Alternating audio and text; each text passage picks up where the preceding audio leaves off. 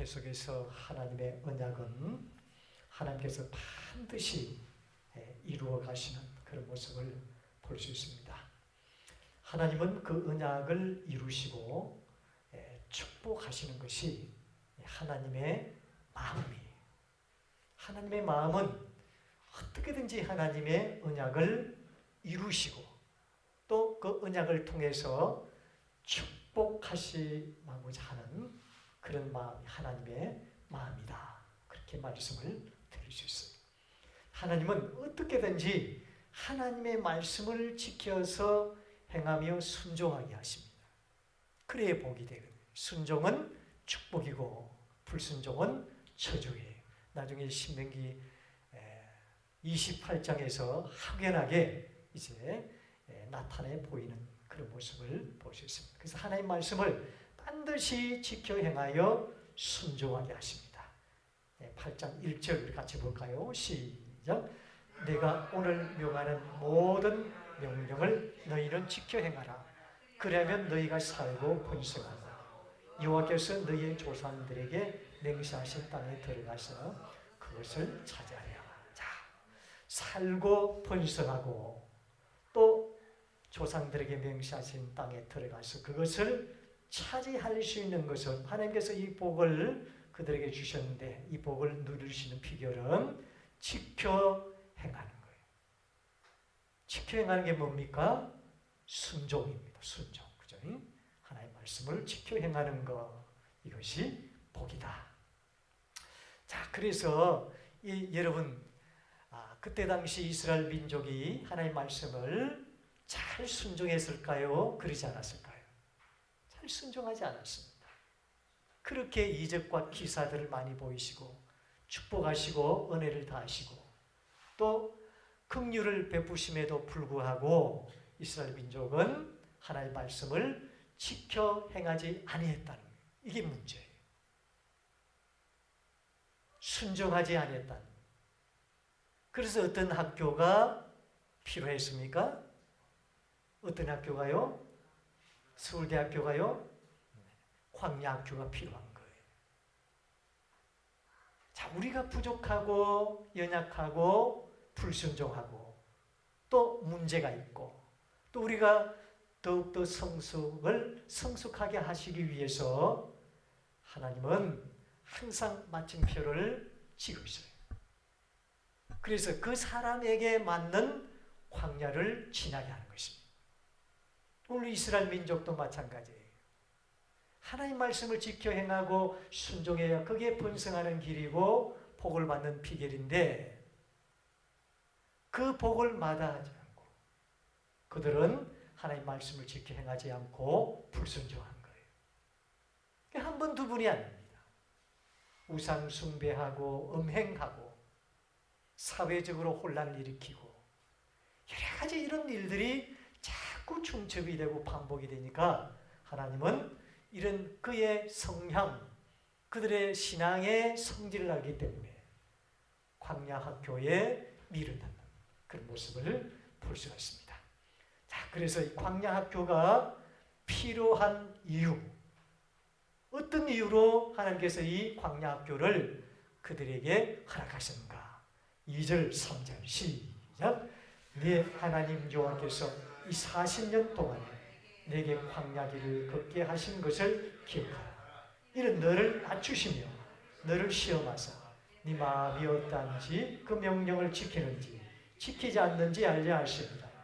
너를 낮추시며 너를 줄이게 하시며 또 너를 알지 못하며 내 조상들도 알지 못하던 만나를 네게 먹게 하신 것은 사람이 떡으로만 사는 것이 아니라 여호와의 입에서 나오는 모든 말씀으로 사는 줄을 네가 알게 하려 하십니다. 결국 뭡니까? 불순종하는 이스라엘 민족을 처단하고 멸망시키고 진노하는 게 아니에요. 하나님의 마음은 어떻게든지 그들을 고쳐서 회복시켜서 하나님을 잘 경외해야 하면 하나님을 순종하도록 하는 것이 하나님의 마음이다. 그렇게 말씀을 드릴 수 있습니다. 하나님은 이 광야에서도 함께 하셨을까요? 함께 하시지 않았을까요? 우리가 광야를 만나면 하나님은 나와 함께 하시지 않는다. 하나님 멀리 계신다. 나와 함께 하시는 모습이 한 번도 없었다. 그렇게 생각하는 분들이 있어요. 우리가 어떤 절망 가운데서도 시험 가운데서도 광야 학교를 지나면서도 하나님은 한 번도 우리를 떠난 적이 없어요. 자, 그 말씀이 오늘 4절입니다. 4절 같이 보겠습니다. 시작.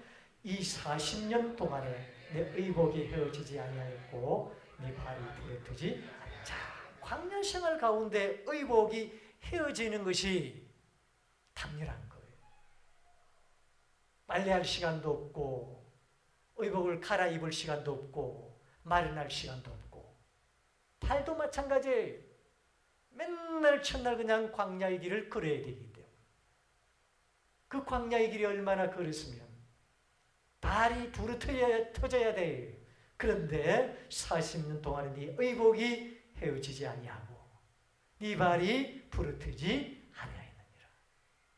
제가 군생활 3년 동안 하면서 고장난 곳이 많아요. 고장난 곳이.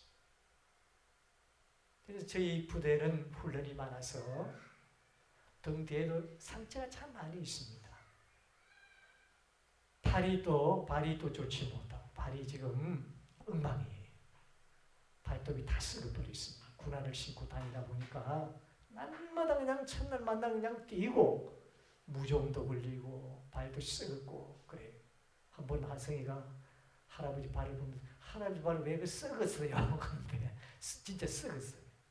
발톱이 전부 그냥 빠지지는 않았는데 전부 그냥 누래가 완전 죽은 발톱이에요. 거기에 대한 무좀까지 있어가지고요. 빠지지도 않고 죽은 게 그냥 그대로 있어요. 그 발톱하고 까끌락하면은 얼마나 힘든지 몰라요. 타내야 돼요. 완전히 막 이렇게 끓여내요. 그리고 몸에도 상처가 많이 있습니다. 훈련 받다가 철조망 있죠. 그런데 무슨 뭐 위험한 그 수류탄 이런 것에는 제가 조심을 많이 해서 괜찮습니다. 훈련 받다가 상처는 어떻게 보면 영광의 상처겠죠. 그런 상처들이 많이 있습니다. 그런데 건강한 몸으로 훈련을 잘 마치고 이렇게 또 목회를 할 수가 있었던 거예요. 옛날에는 저희 아버님 시대 때는 참 병신되어가지고 나오신 분들이 많이 있더라고요. 그래 아버님이 항상 그렇게 이야기해요. 그때는 뭐 먹을 것도 입을 것도 없고 얼마나 사람을 개패듯이 패고 그래가지고 기가 먹은 사람도 있고 눈이 멀은 사람도 있고 그 군대에서는 한 보상이 없어요. 제가 이 군대에 있을 때만 해도 저희 동기 하나가 중앙대학교 나왔는데 구보하다가 10km 구보하다가 그 7월달에 했습니다. 아주 더운 날씨에 소금을 한 주먹 주더라고요. 그걸 갖다 먹고 출발하는 거예요. 그 먹고 출발을 했는데 물론 소금을 먹고 구보를 해야 돼. 완전 무장해가지고 10km 하는데 중간쯤 가다가 중앙대학교 그 학생인데 저희 동기예요. 쓰러져가지고 병원으로 이송을 했는데 그냥 숨을 거뒀습니다. 그 어머님이 저의 목을 안고 얼마나 우는지 제가 좀 친했거든요. 얼마나 우는지. 근데 그때 당시 보상도 없었습니다. 제가 듣기로는 그냥 뭐 개죽음이에요. 요즘은 보상이 많이 있죠. 그때는 보상이 없었습니다. 그걸 집에 보내버렸어요. 그냥 영광의 죽음이라고 그러면서 천사였다 그러면 격음만 한 턱진 해주고 뭐 장례비 하나 없이 그냥 그래 보내버린 거예요. 자, 우리 하나님은 지금 40년 동안 광야 생활 가운데 그들의 의복 상태, 발 상태 완전히 그냥 헤어지고 부르트야 돼요. 하나도 부르트지 않고 의복이 헤어지지 않았다. 이 무슨 말이에요? 하나님은 광야 생활 가운데서도 함께 했다 하지 않았다? 함께 하셨다. 하나님은 광야 학교 가운데서도 시험과 유혹 가운데서 힘든 가운데서도 늘 하나님은 함께 계셨다. 그 다음에 7절부터 10절까지 7절로 10절까지 보겠습니다. 7절로 10절까지 시작. 내 하나님 여호와께서 너를 아름다운 땅에 이르게 하시며 그곳은 골짜기든지 산이든지 시내와 분천과 같은 샘이 흐르고 밀과 보리의 소산지요 포도와 무화과 석류와 감람나무와 꿀의 소산지라. 네가 먹을 것이 모자람이 없고 네게 아무 부족함이 없는 땅이요 그 땅에 돌은 철이요 산에서는 동을 길 것이며 네가 먹어서 배부르고 네 하나님 여호와께서 옥토를 네게 주셨으므로 말미암아 그를 찬송하리라. 하나님은 하늘과 함께 하셨고 그런 광야를 통과하게 함으로 그들을 낮추셔서 결국은 뭐 했습니까? 축복하시는 그런 모습을 볼 수 있습니다. 이것이 바로 하나님의 사랑과 긍휼의 마음이세요. 온통 이스라엘 공동체에 시설이 머무셨고 집중하고 계시는 그런 모습을 볼 수 있습니다. 그래서 우리 하나님은 모세를 통해서 우리에게 계속해서 반복해서 주문하여 우리에게 부탁하신 말씀은 여호와를 잊지 말라는 거예요. 어떤 상황 가운데서도 여호와를 잊지 말라는 거예요. 11절 보겠습니다. 시작. 여호와의 명령과 법도와 규례를 지키지 아니하고 네 하나님 여호와를 잊어버리지 않도록 삼갈지니라. 여호와를 잊어버리지 않도록 삼갈지라. 여호와를 잊지 말라는 거예요. 14절 시작.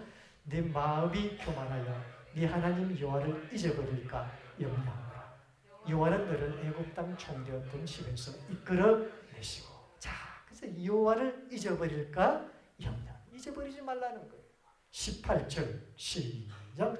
네 하나님 여호와를 기억하라. 그가 내게 채물 얻을 능력을 주셨습니다.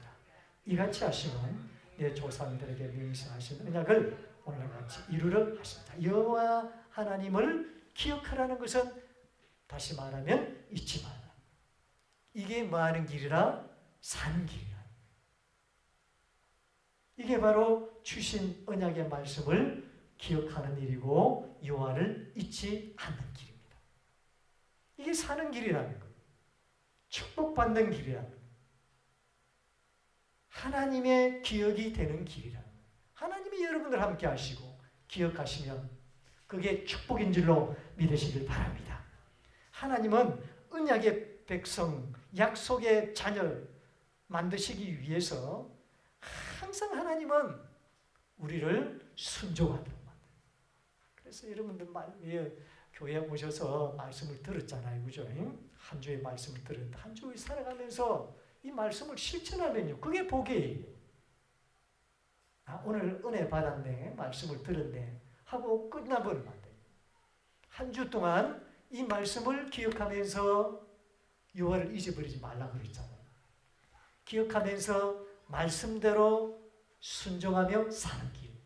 그게 무슨 길입니까? 그게 너희들이 사는 길이라는 거예요. 하나님이 함께 하셔서 축복하는 길이라는 거예요. 이걸 오늘 신명기 8장에서 오늘 우리에게 적용시키는 말씀이 되겠습니다. 저와 여러분들 하나님을 절대 잊지 마십시오.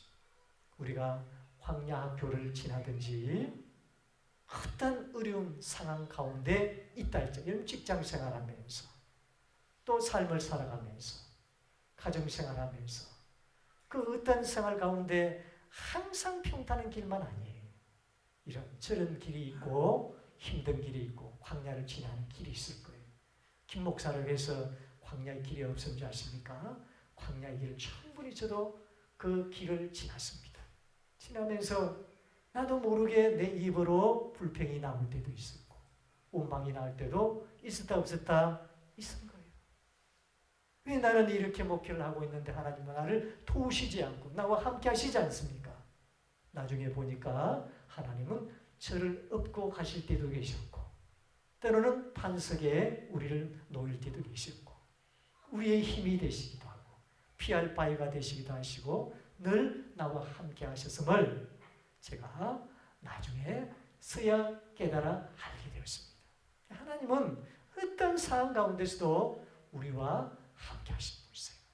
그래서 우리는 하나님이 함께 하신 이 하나님의 인도하심, 또 함께 하심을 우리는 잊지 말고 어떠한 상황 가운데서도 우리는 하나님의 우리를 인도해 가시고 역사해 가신다는 사실 기억하면서 하나님 말씀을 잘 순종하여 순종의 긍복을 받는 저와 여러분들 일생이 되시기를 주의 이름으로 축원합니다.